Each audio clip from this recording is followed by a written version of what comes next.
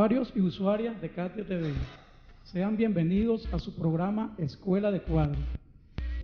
Vamos a continuar discutiendo el tema que tiene que ver con el trabajo asalariado y el capital, una obra de nuestro camarada Carlos Marx.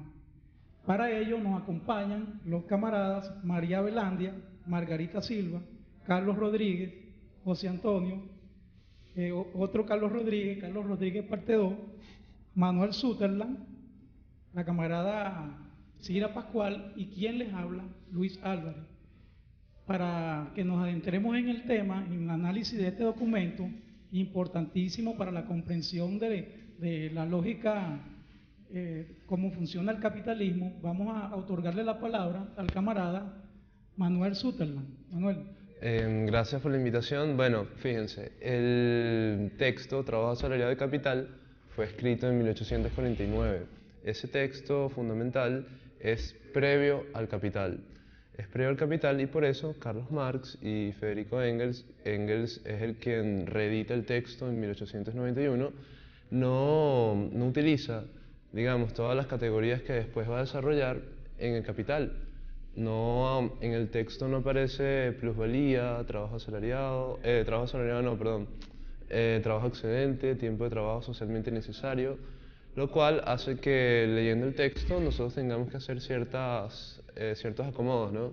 Ciertos retoques que Engels no termina de hacer por respeto al camarada Carlos en la ocasión de su reedición. Primero, una de las ideas fundamentales de la primera parte es el trabajador, el obrero, no vende trabajo, vende fuerza de trabajo. Y eso es una distinción muy importante que Marx no hace en ese inicio del capítulo, sino que Engels la coloca en el prólogo. ¿Por qué fuerza de trabajo y no es trabajo? Porque fuerza de trabajo consiste en la capacidad que tienen los seres humanos para realizar una actividad con un objetivo.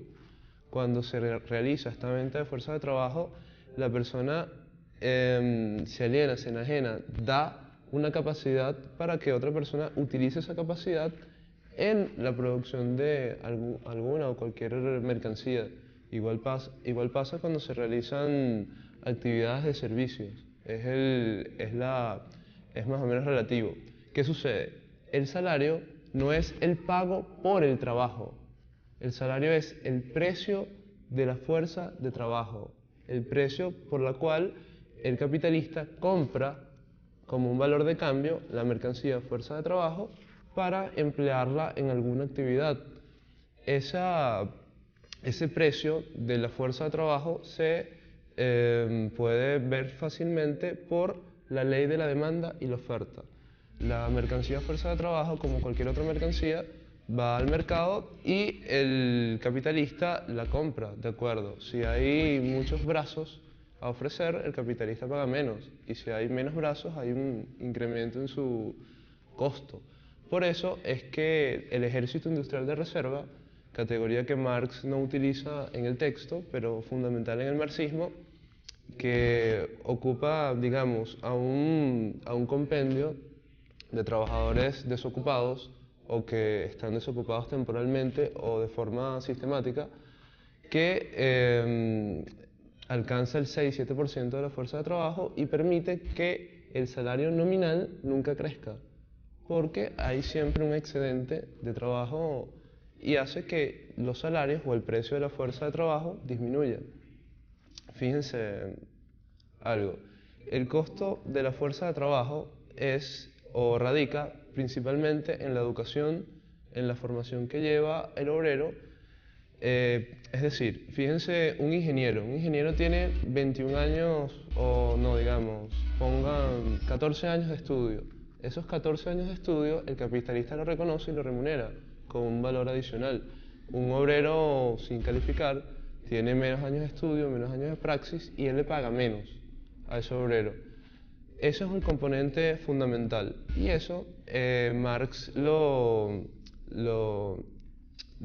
escinde en trabajo complejo y trabajo simple.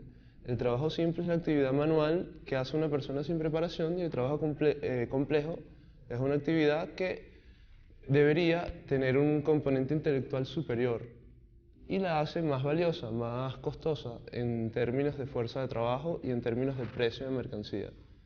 También Marx habla sobre que el precio de la fuerza de trabajo equivale al nivel de subsistencia mínimo que necesita un obrero para reproducirse e ir al día siguiente al trabajo.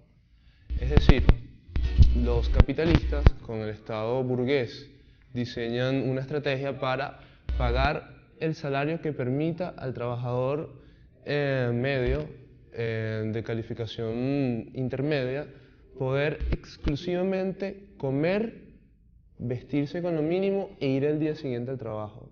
Comer, vestirse por lo mínimo e ir al día siguiente al trabajo. El trabajador es un esclavo, como dice el texto, un esclavo que busca a su amo, porque no solamente está sometido al capital, sino que tiene que irlo a buscar y siempre en la sociedad capitalista capital. Eso también lo dice en el texto. Es decir, sin romper con el sistema capitalista no hay forma de que dejes de trabajar para un capitalista. Siempre vas a estar en una relación, digamos, de subsunción o de dependencia plena y abierta con el capital.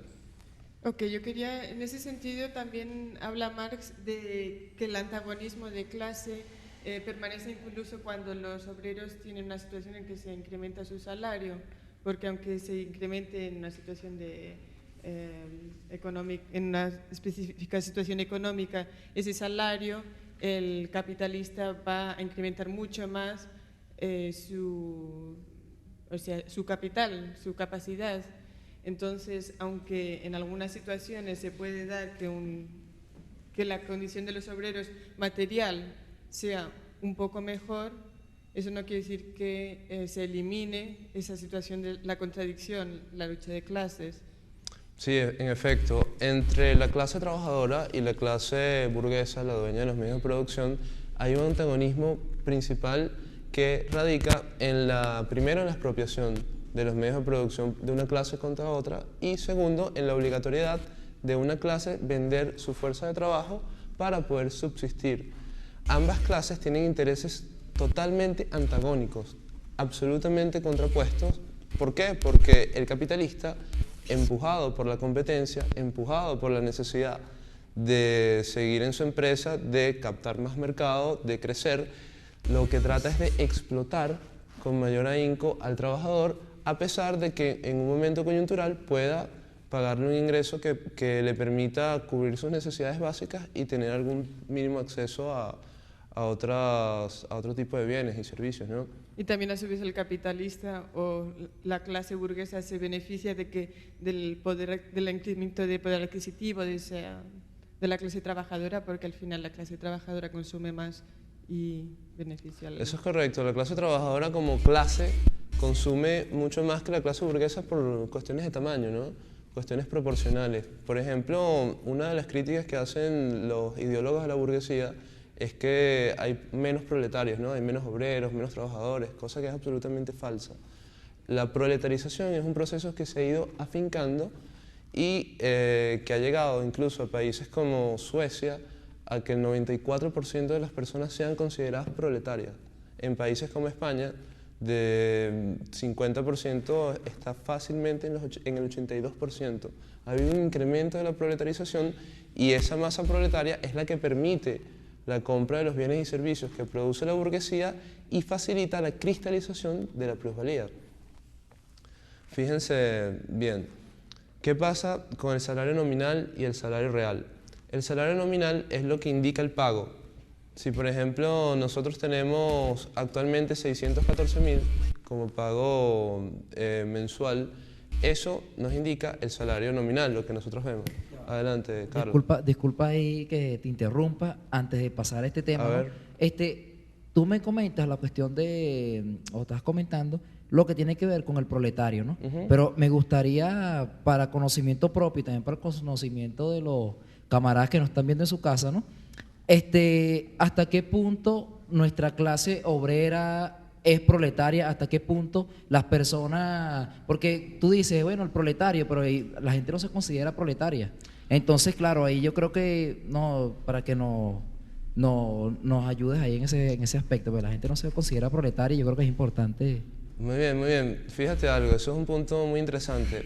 La mayoría de los capitalistas en el mundo que trabajan como clase unida, que digamos, se identifican siempre como clase, utilizan la técnica de la división, digamos, la división en cuestión física, la fragmentación del trabajo, ¿no? La precarización, tercerización y la división cultural. Es decir, hay obreros de cuello blanco, obreros de cuello azul.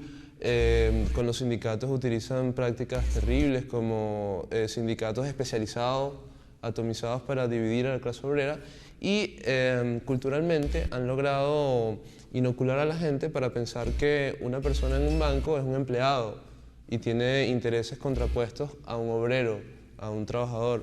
Pues no, nosotros consideramos que proletario son todas aquellas personas que trabajan para un capitalista, trabajan en una relación capitalista, son víctimas de la expropiación de los medios de producción y son sujetos del cambio histórico porque tomando las riendas de la revolución pueden, con sus intereses de clase bien definidos, avanzar y trascender el modelo como clase. Por ejemplo, el trabajo improductivo y trabajo productivo. Eso es una categoría que Marx no utiliza ahí, pero también es importante. Un obrero que fabrica o un trabajador manual que hace hamburguesas, él está ensamblando, por ejemplo, un tipo de McDonald's. Él está colocando hamburguesa, pan, está creándole valor a esa materia prima, le está dando valor. No tiene que ser por qué ser maquinaria ni industria. ¿Qué sucede? Una cajera no está dándole valor porque simplemente está vendiendo el producto, ¿correcto? Entonces la cajera hace un trabajo improductivo y la persona de McDonald's produce. Eso no quiere decir que sean diferentes obreros o tengamos diferencias o no puedan ser proletarios, porque ambos están en una relación capitalista subyugada y ambos dependen del capitalista para comer y crecer. Entonces ambos son compañeros y además el capital ha hecho algo muy interesante para su beneficio. Ha convertido al trabajador en itinerante, en gitano. Entonces, una persona de 20, 24 o 25 años ya tiene en su carrera 8 o 9 trabajos. Entonces, trabaja creando valor acá, trabaja conservándolo aquí y va saltando. ¿Y por qué va saltando? Porque ellos necesitan la desunión de los trabajadores y necesitan que no haga grupo, que no haga experiencia en un sitio para poder rebelarse y organizarse contra la explotación.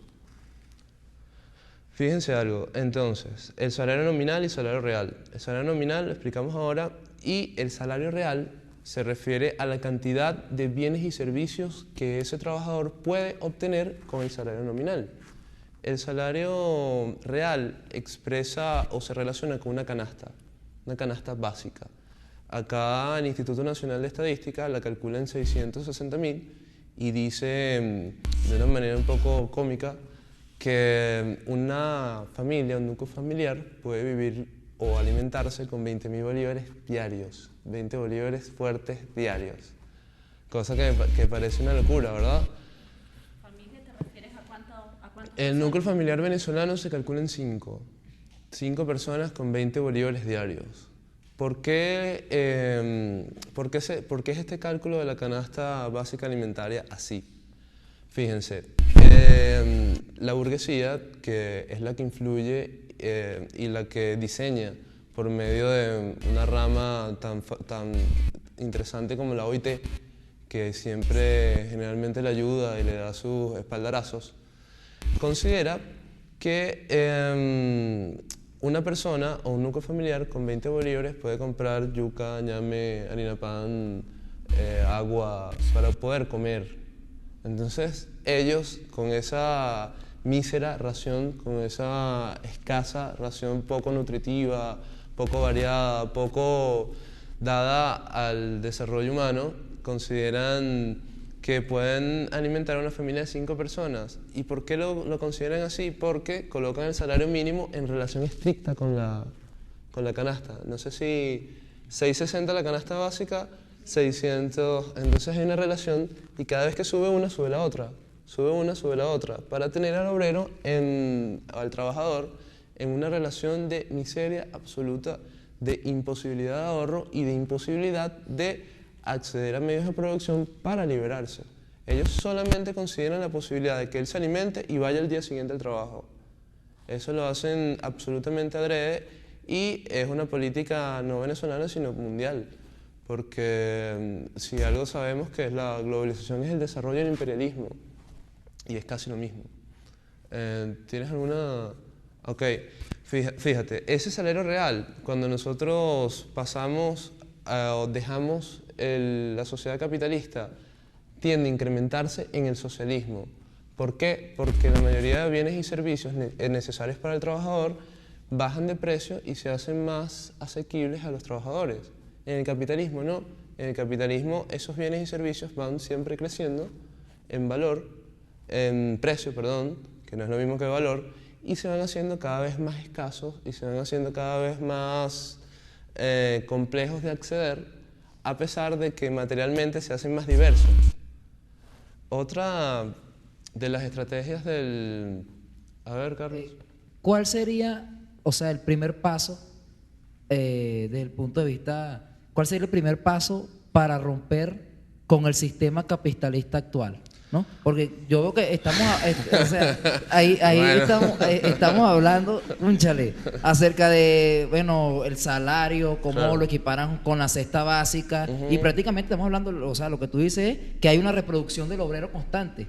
O sea, en lo que deja de servir porque está viejo, se pone otro y él hace lo mismo hasta que se vuelve viejo y así. Y viene el hijo y viene el nieto. Es un círculo vicioso, ¿no? Entonces, o sea, ¿por dónde se le podría atacar al sistema capitalista? ¿O por qué flanco tal vez sería más débil ahí para darle el golpe en estos momentos? Pues, pero yo creo que es difícil. Mira, lo básico...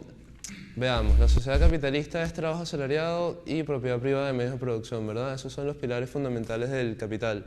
El ecologismo, el feminismo, todo ese tipo de movimientos, si lo podemos ver por ahí, son movimientos importantes, pero no van a lograr su liberación, su desarrollo completo, si no se rompe directamente con el sistema del cual forman parte de la superestructura, ¿no? De lo que sostiene a la propiedad privada y el trabajo asalariado. ¿Qué es lo que más le afecta al capital y que el capital no puede cooptar para sí, para disfrazarlo y para estupidizarlo? Es la propiedad colectiva. Nosotros tenemos que ir contra la propiedad privada. Nosotros no tenemos que ir por el aumento del salario, sino contra el salario. Entonces, la idea es organizar a la clase trabajadora, organizarnos como sujetos históricos del cambio y luchar contra la propiedad privada de los medios de producción, luchar contra el patrón, porque el patrón es una figura histórica de moda, innecesaria y que solo vive del trabajo ajeno. Como le dice Marx en el texto, es un parásito. No realiza nada sino tareas administrativas que son muy fáciles de sustituir y lo que hace es frenar incluso el desarrollo de las fuerzas productivas. Esa relación social choca con las nuevas fuerzas productivas que se están desarrollando. ¿Cuál es la idea? Romper con esa propiedad, romper con el patrón, con el jefe, ir hacia la dirección colectiva, ir hacia la autogestión, no solamente en las fábricas, no solamente en los talleres, sino en los servicios, en todas las cosas. Hay que romper con esa figura, hay que hacer la propiedad social y de dirección colectiva. Sí, bueno, respondiendo un poco a la pregunta del camarada Carlos, yo pienso que el primer paso para romper con ese dominio, con esa opresión del capitalismo, desde mi punto de vista, es la toma de conciencia de clase de los trabajadores, de la clase obrera, porque lamentablemente el capitalismo con su maquinaria mediática, con su superestructura, con apoyo con instituciones como la iglesia, como el Estado, como la policía, el ejército, que están al servicio de los intereses de las clases dominantes, han sembrado en el subconsciente de los trabajadores que no hay otra manera de organizar la producción sino la forma que establece el sistema capitalista. Entonces yo pienso que hay compatriotas, compañeros, camaradas que, por ejemplo, ejercen el liderazgo sindical y se circunscriben su lucha única y exclusivamente a lo reivindicativo, que esa es otra parte engañosa. Economicismo. Pues, en el economicismo, que en la medida que los trabajadores piensen que un mero aumento de salario, un mero aumento en algunas condiciones socioeconómicas de vida va a poner punto final a ese dominio, mira, estamos perdidos. Yo pienso que el primer paso, compañero, es la toma de conciencia por parte de la clase obrera de su situación de explotada, de oprimida, y de que se plantee necesariamente acabar con ese sistema explotador que lo oprime permanentemente. Simplemente que estoy completamente de acuerdo, pero también que tienen que haber cambios en la realidad material que conduzcan a ese cambio de conciencia, porque eso no ocurre de la noche a la mañana, y si no hay una experiencia material para adquirir esa conciencia, tampoco se tiene que ir mano a mano. Sí, bueno, Marx dice la realidad social, la realidad social es la que determina la conciencia. La conciencia, digamos, la realidad material predetermina el pensamiento. No podemos hacer socialismo si las relaciones capitalistas están ahí. Nosotros tenemos que romper con esas relaciones, y a la medida que vamos rompiendo con esas relaciones, vamos construyendo relaciones socialistas, pero no puede ser sin atacar la propiedad. Atacar la propiedad es el inicio para romper las relaciones materiales que nos atan al capitalismo. La conciencia de clases es fundamental, pero no se puede desarrollar si no hay una experiencia material que la solidifique, porque empiezan las contradicciones, ¿no? No puede haber socialismo mientras trabajo 12 horas al día y tengo un jefe que me cae a latigazos, ¿no? O no me deja comer, no me deja recostarme de la pared como hacen en McDonald's, ¿no? Que la subsunción de trabajo es tan grave que no solamente utilizan al trabajador para fabricar cada vez más plusvalor, ¿no? Sino determinan su forma de hablar, su forma de vestirse, su forma de aparentar, su forma de ser, y le inoculan la competitividad más asquerosa, el egoísmo y la necedad de pensarse que ellos no son obreros, no son trabajadores, sino son chicos lindos que trabajan bellamente en una de las más asquerosas. Sí, eso es muy importante. Ellos utilizan pines, utilizan el más explotado, el que sale, el mejor explotador, no sé qué, el más rápido con el coleto.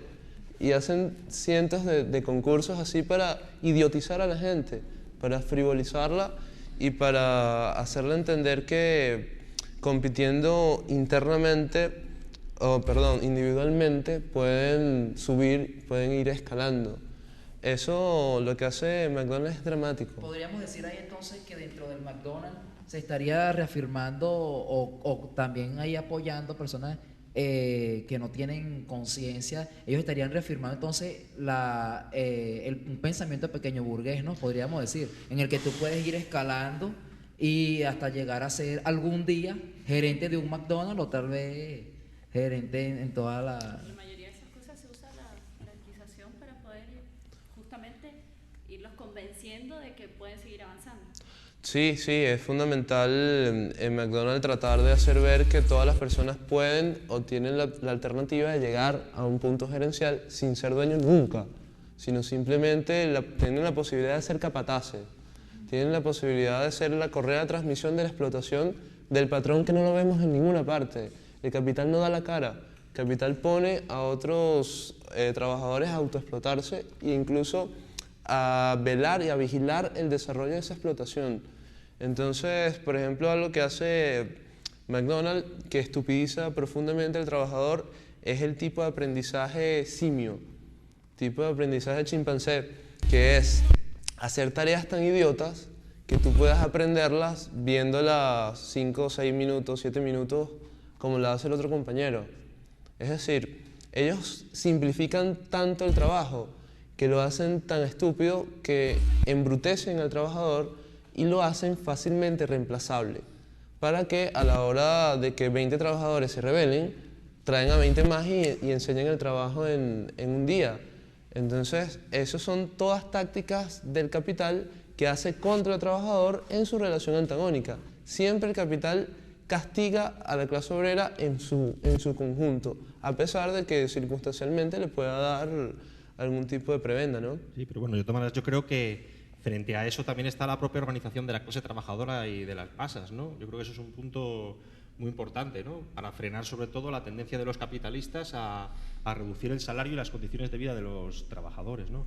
Yo creo que también en ese sentido yo creo que hay que bajar un poco la realidad concreta, ¿no? Tú hablabas de la cuestión de que el problema era la conciencia de los trabajadores y que hace falta desarrollar más la conciencia.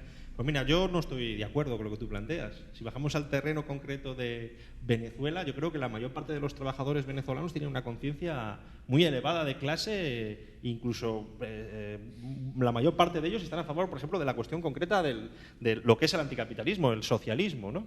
Claro, yo creo que el problema también no está solo que los trabajadores quieran luchar, que luchan, o que formen sus sindicatos, sino también qué dirección, ¿no? tienen la lucha de los trabajadores, y si esa lucha, porque eso es muy importante, ¿no? Tú tienes un ejército, o puedes tener un ejército arrecho y combativo, pero si tienes generales que no saben hacia dónde se lleva la lucha, puedes ir a la derrota más grande, ¿no? Entonces yo creo que esa es la contradicción que tenemos ahora mismo, ¿no? Que tenemos un pueblo,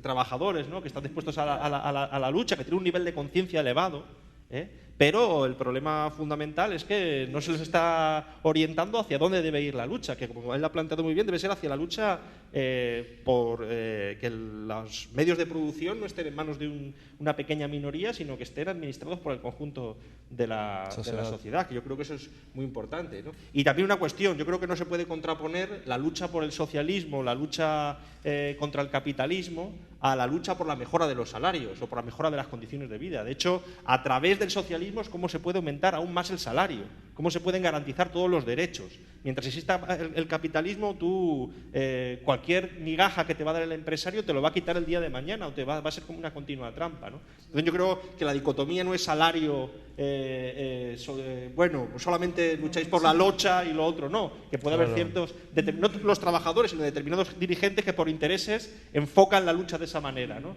Pero yo creo que el espíritu dominante hoy en Venezuela es precisamente un nivel de conciencia muy, muy elevado. Mucha gente ha formado sindicatos revolucionarios, no ni siquiera por una cuestión económica, sino por ejemplo, bueno, por una cuestión de dignidad personal, de que los trataban mal, de sentirse persona. ¿Eso qué refleja? ¿Que la gente es materialista? No, que la gente tiene un sentimiento de dignidad, ¿no? Y de luchar por algo mejor, ¿no? Sí, cómo no. Okay, vamos a un corte y regresamos con Escuela de Cuadros.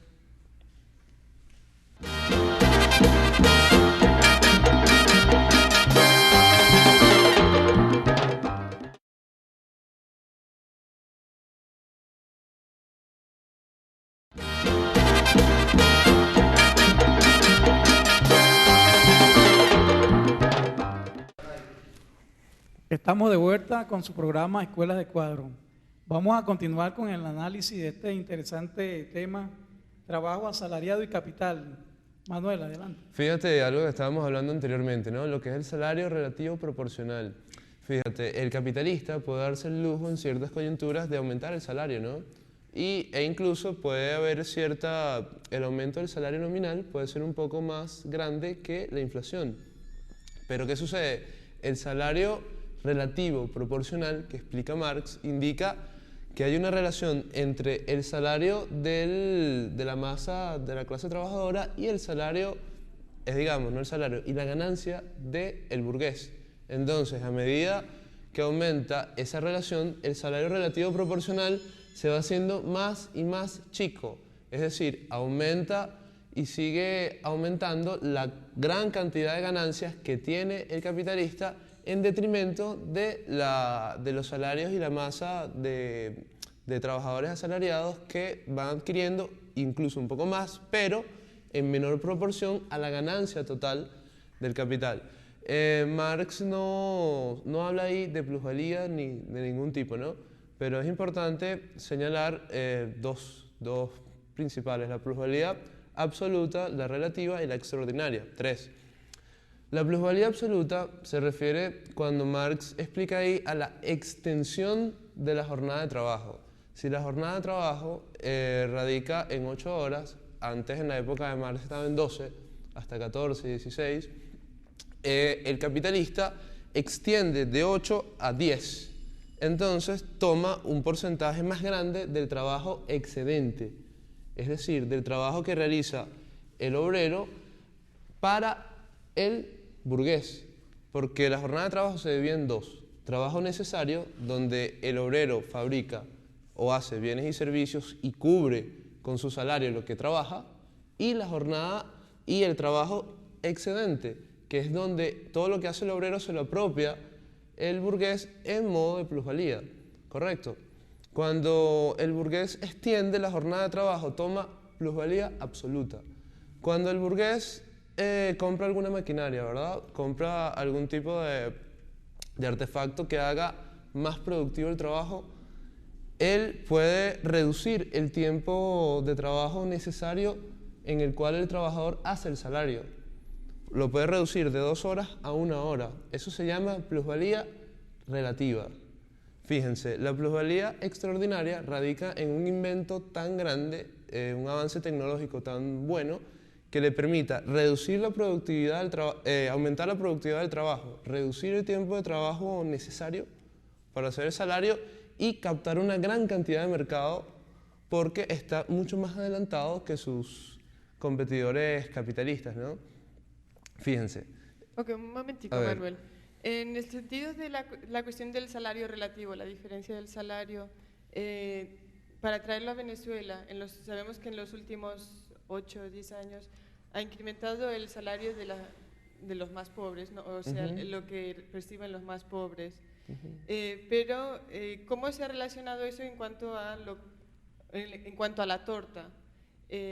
Porque podríamos pensar, si realmente, como estamos todavía en una sociedad capitalista, aunque los más pobres perciban un salario más alto, es posible también que la parte de la torta que perciben sea más pequeña. ¿Es así o no? Ok, fíjate, el ingreso total de la nación, la renta total de la nación, se puede dividir en dos: lo que es la remuneración de empleados obreros, REO, que conlleva todo lo que son los salarios que le pagan a los cuentapropistas, a todos los trabajadores que tienen cierta relación salarial, y lo que llamamos la remuneración al capital. Esas son las dos formas en las cuales se divide la torta de ingreso nacional. Esa torta en el año 98-99 estaba pareja: 50% capitalistas, 50% obrero. Pareja entre comillas, evidentemente, porque la burguesía no llega al 4 o 5% y los trabajadores son el 95%. Correcto, haciendo esa salvedad. ¿Qué es lo que ha sucedido? El crecimiento económico, los 17 trimestres consecutivos de aumento en el PIB, en el Producto Interno Bruto, en la producción de bienes y servicios anual, medida en este caso, ha hecho que esa relación entre remuneración de empleados obreros, la masa asalariada, y la remuneración del capital se empiece a abrir. Es decir, se ha aumentado la brecha de lo que contiene, o digamos, de lo que cobran toda la masa asalariada completa con lo que cobra toda la burguesía organizada en clase contra el trabajador. Es decir, se ha aumentado la explotación, a pesar de que hay crecimiento económico, cosa que es absolutamente normal, porque entendamos esto así: cuando hay crecimiento económico y cuando hay bonanza, los capitalistas que tienen mayores ganancias, ¿verdad? Cuando hay crisis económica, los capitalistas tienen ganancias cero, ¿no? Algunos, sobre todo los más pequeños, ¿no? Entonces, cuando hay crisis, se equiparan. Cuando hay crecimiento, se abren. Entonces, a medida que se cree que se vaya abriendo, en el sistema capitalista, muy probablemente esa brecha se va a ampliar. Ok, fijémonos en los costos de producción. Una mercancía tiene materia prima, capital muerto, es decir, maquinaria, y tiene trabajo vivo, ¿verdad? Esos tres componentes forman la mercancía. Por ejemplo, una empanada. Cuando la mamá de la compañera Margarita que haga empanadas en San Martín, entonces ella tiene 3 factores: la caja de empanadas, la del puesto, que vendría siendo el capital muerto, ya es un trabajo hecho por otros obreros, está cristalizado, es la maquinaria. Tiene el aceite y tiene la harina de maíz, ¿verdad? Queso, cazón, pepitona, jamón, lo que le quiera poner a la empanada. Todo eso es capital variable, es materia prima, ¿no? Se sustituye, se vende, se compra. La fuerza de trabajo de esa señora es la que le da valor a la mercancía, es la que le da, es la que permite hacer plusvalía, es la que permite hacer ganancia. ¿Por qué? Cuando se produce la empanada, un porcentaje mínimo del costo de la caja de empanadas, de la olla, de la maquinaria para hacer las empanadas, se va en el precio de la empanada. La materia prima se va en el precio de la empanada. Y cada vez que tú la vas vendiendo, tú vas agotando tu maquinaria. Entonces, lo único que le puede dar valor nuevo a eso es el trabajo humano. Fíjense algo, si esa fábrica de hacer empanadas o ese pequeño puesto de hacer empanadas no tiene trabajador, ¿eso se valoriza? No, ¿verdad? Solamente el trabajo vivo, el trabajo humano le da valor a esa maquinaria, le puede dar posibilidad no solo de conservarse, cosa que lo hace la máquina generalmente en ciertos aspectos, ¿no? Sino de crear un valor adicional. El trabajo humano, la fuerza de trabajo, es la única mercancía que tiene la capacidad de generar más valor por el cual se paga y por el cual se trabaja. Eso hay que tenerlo claro. Veamos en ese sentido. El capital solamente en su carrera por sobrevivir, por competir, lo único que le interesa es intensificar la explotación y ahondar la división del trabajo. ¿Por qué eso? Porque el capitalista necesita competir. En el mercado hay otros capitalistas que individualmente buscan crecer, ¿verdad? ¿Y cuál es la forma que tiene el capitalista de crecer? Avanzando tecnológicamente, comprando más máquinas, es decir, trabajo muerto, capital muerto que no crea valor, aumentando la división social del trabajo para que los obreros ganen menos, porque eso es otra cosa de McDonald's. División social del trabajo extrema. Ahí una persona solamente pasa la carne de izquierda a derecha, de derecha a izquierda. Otra persona agarra el refresco y lo sube así y lo baja así. Y se mueve muy poco.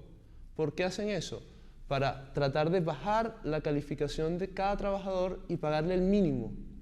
Si hay un obrero o un trabajador que tenga la facultad de hacer varias opciones más o menos complicadas, ese trabajador va a ganar más, ¿verdad? Porque va a ser más valioso, ¿no? ¿Qué es lo que hace McDonald's? Trata de que todos sean iguales. Trata de que todos ganen lo mínimo y los divide a tareas tan básicas que simios o perros bien entrenados pudieran hacerla. ¿Qué es lo que también sucede? Si el capitalista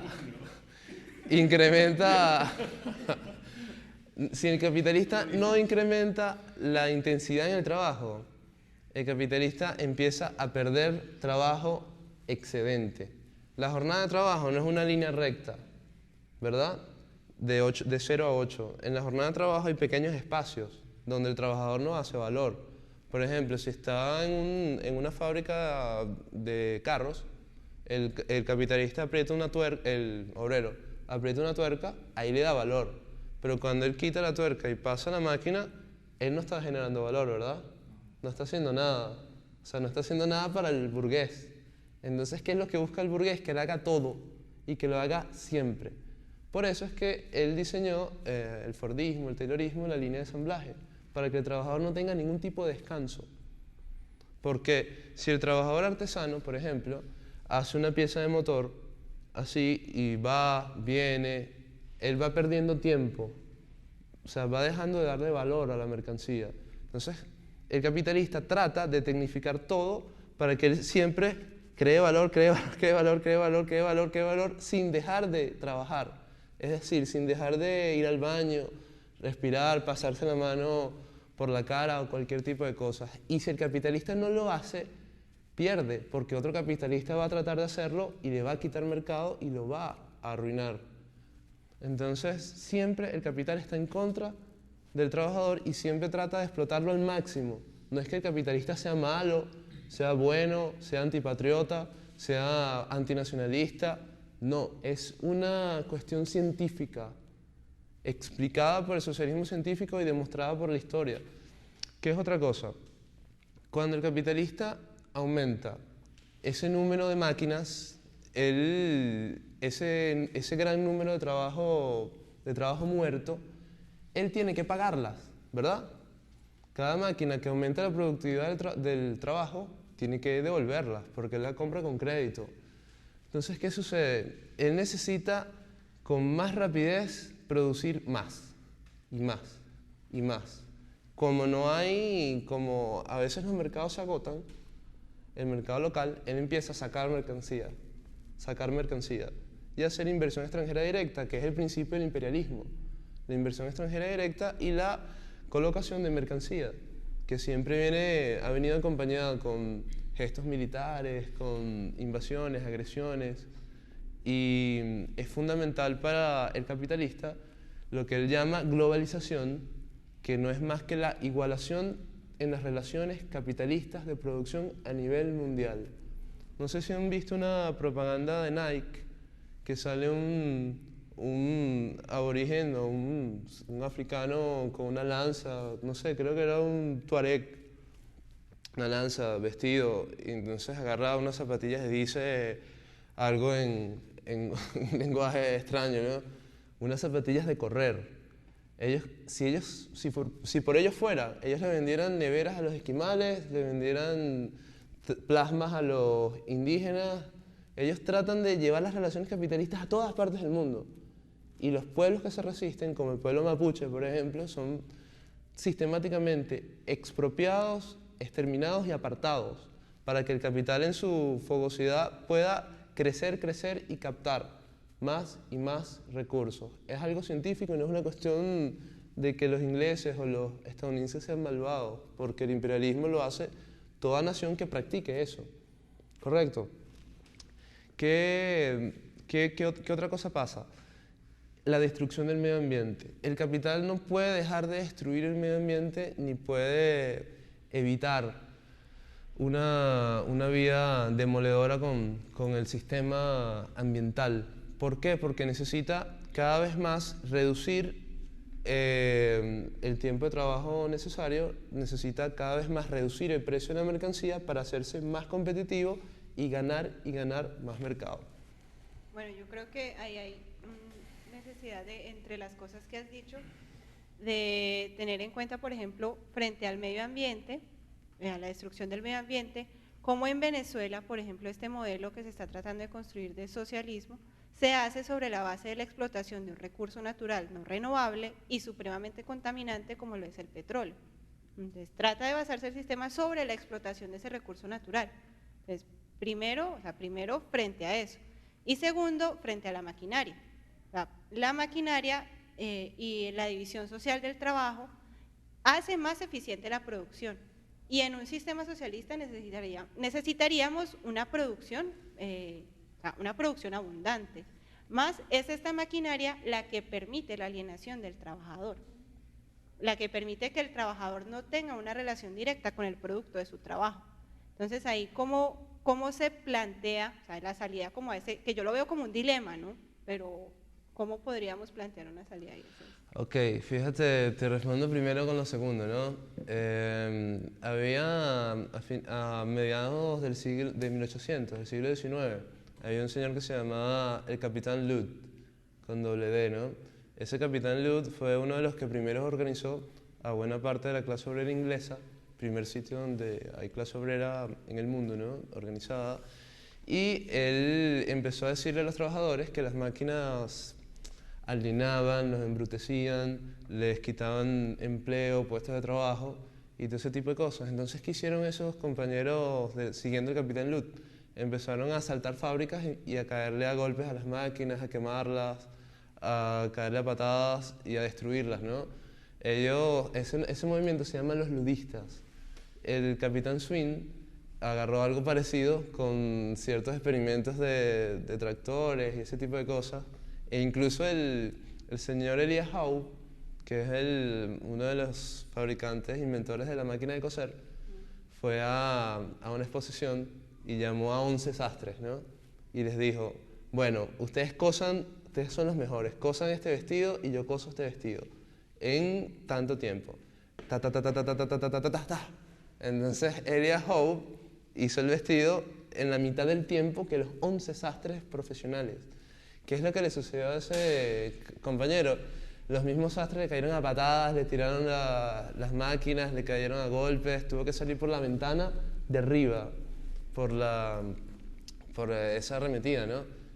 ¿Qué es lo que pasa? Cuando el capitalista toma la máquina, ¿qué es lo que hace? La usa contra el trabajador, la usa contra la clase trabajadora en dos sentidos. Uno, en tratar de embrutecerlo, en hacer tareas cada vez más sencillas y sustituirlo. Tú llamas la división entre la producción y el obrero. Y en la segunda, en tratar de quitarle puestos de trabajo, ¿no? Una máquina, una imprenta que tenía antes 200 trabajadores, ahora siendo computarizada puede tener 10 o 5. ¿Qué es lo que nosotros tenemos que hacer? Como tú también lo dijiste, nosotros tenemos que satisfacer necesidades básicas del hombre y tenemos que avanzar sobre las necesidades básicas. Nosotros tenemos que utilizar la tecnología, la maquinaria y los más grandes avances para poder producir todos los bienes que necesita la población. Pero ¿qué es lo que vamos a hacer? Nosotros vamos a reducir la jornada de trabajo,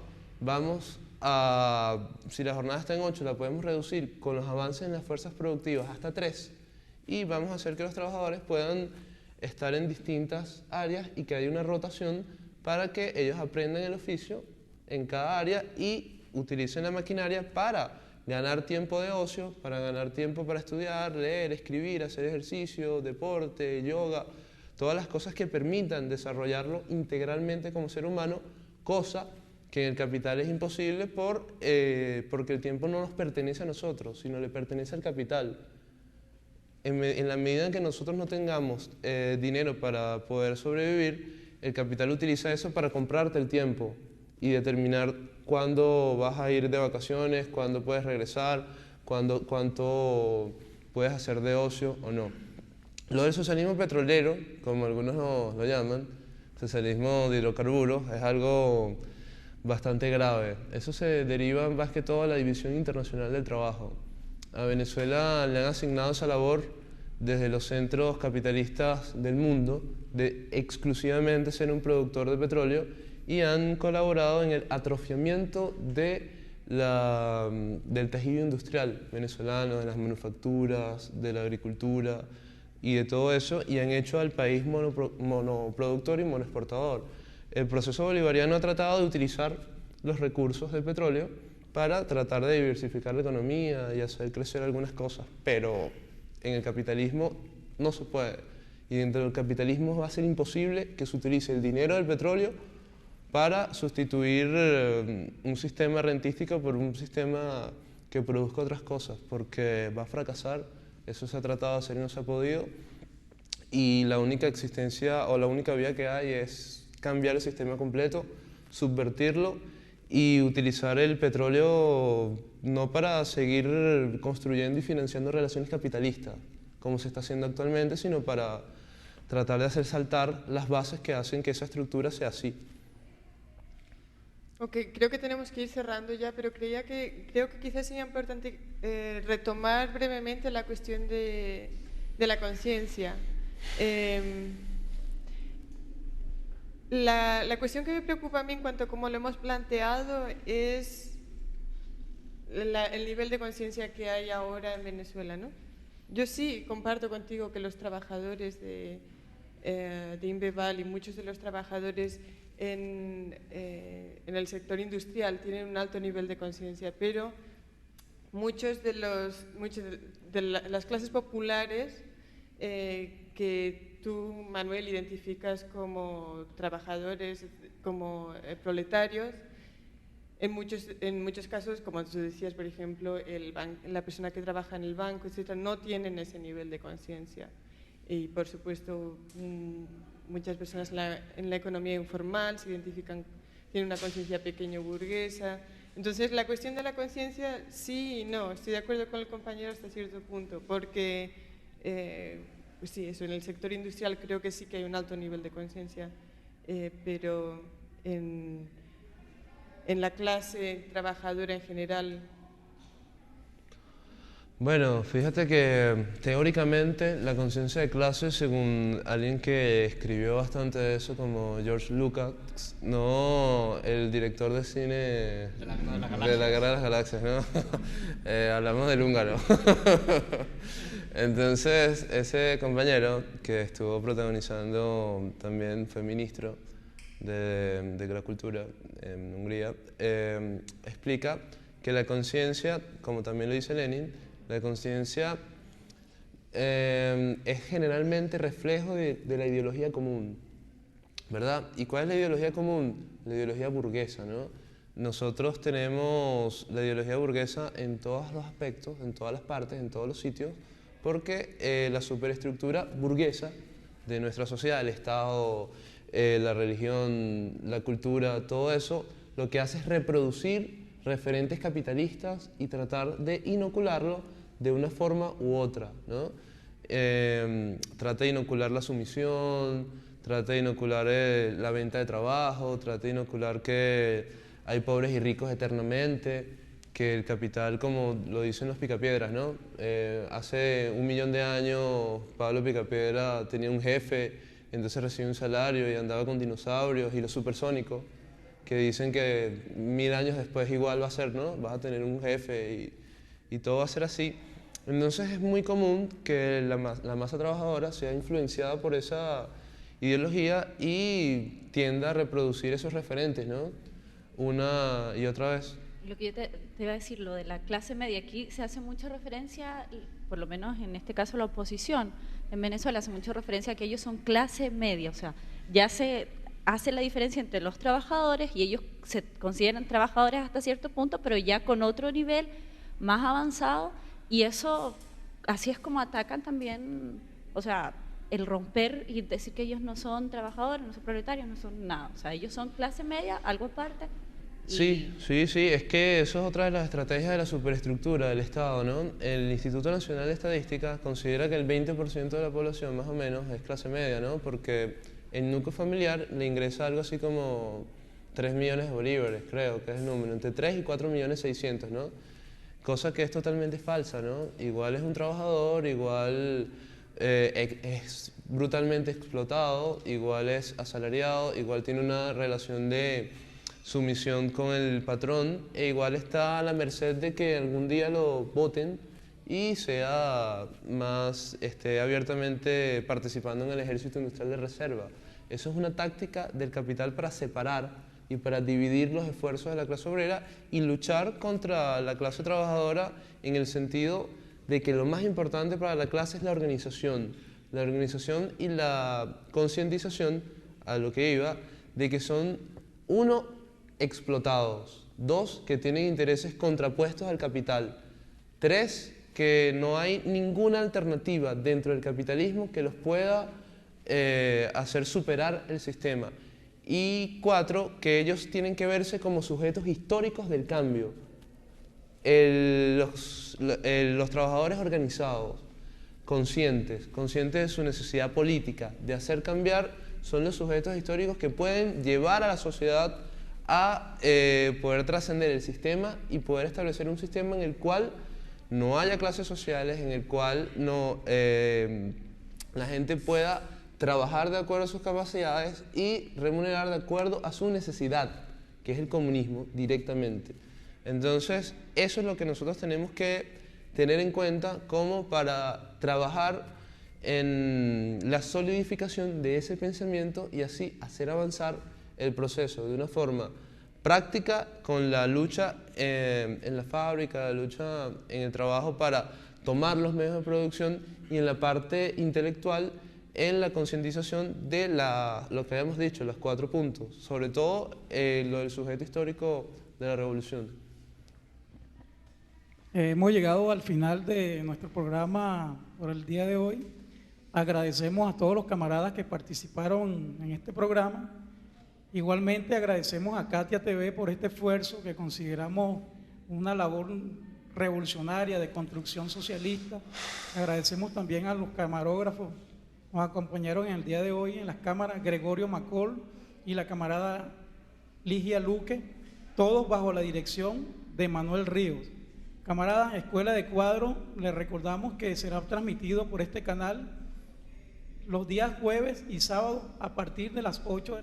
Reiteramos, camaradas, nuestro insistente llamado a todos los colectivos, a las comunidades, a los sectores trabajadores, para seguir profundizando en el debate revolucionario, para seguir nutriéndonos y formándonos desde el punto de vista político e ideológico, para así poder consolidar este proceso revolucionario que es patrimonio de todos los pueblos que luchan por su liberación.